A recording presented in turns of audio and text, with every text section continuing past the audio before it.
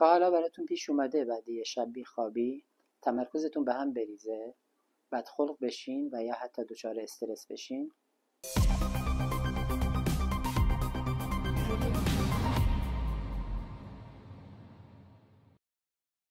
خواب علاوه بر تأثیرش روی تجدید انرژی و رفع خستگیمون، تأثیر بسیار زیادی روی فرآیندهای ذهنی مثل توجه و حافظه‌مون میذاره.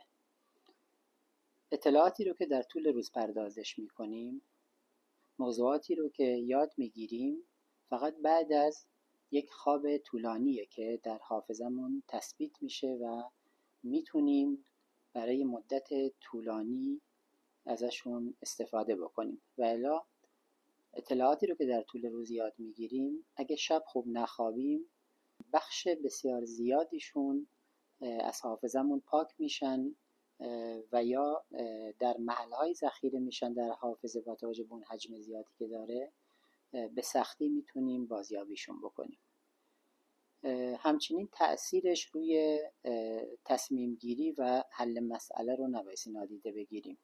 ما برای اینکه بتونیم قضاوت درستی داشته باشیم، برای اینکه بتونیم اطلاعات رو به خوبی پردازش بکنیم که به یک تصمیم درستی منجر بشه، نیاز به تمدد اعصابمون داریم، نیاز به ذخیره درست اطلاعاتمون و بازیابی اونها داریم که اینها بعد از یک خواب طولانی میتونن، یک خواب خوب، منظور از خواب طولانی خوابی هستش که به نسبت نیازهای هر شخص که معمولا برای یک شخص بالغ بین 6 تا 8 ساعته تأمین میشه.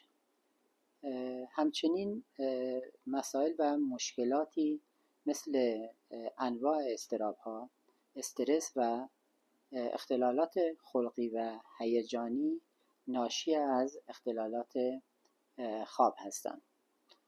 هرچند که یک رابطه متقابلی بین اینها وجود داره، یعنی ما وقتی که یک خواب درست حسابی نداشته باشیم، سطح اضطرابمون در طول روزهای بعدش بسیار بالاست، سطح خلقمون پایینه، دچار کج خلقی، بد خلقی و مسائل این چنینی میشه.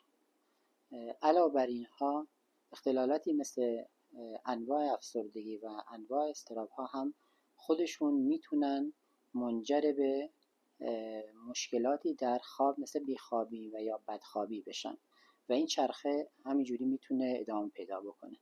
بنابراین برای رفع اینها به دو صورت میشه عمل کرد. یکی این که بهداشت خوابمون رو بهتر بکنیم، شرایط خوابمون رو بهش برسیم و حواسمون بهش باشه، و علاوه بر اون اگه دچار اختلالاتی مثل افسردگی و اضطراب هستیم به فکر درمان اونها باشیم.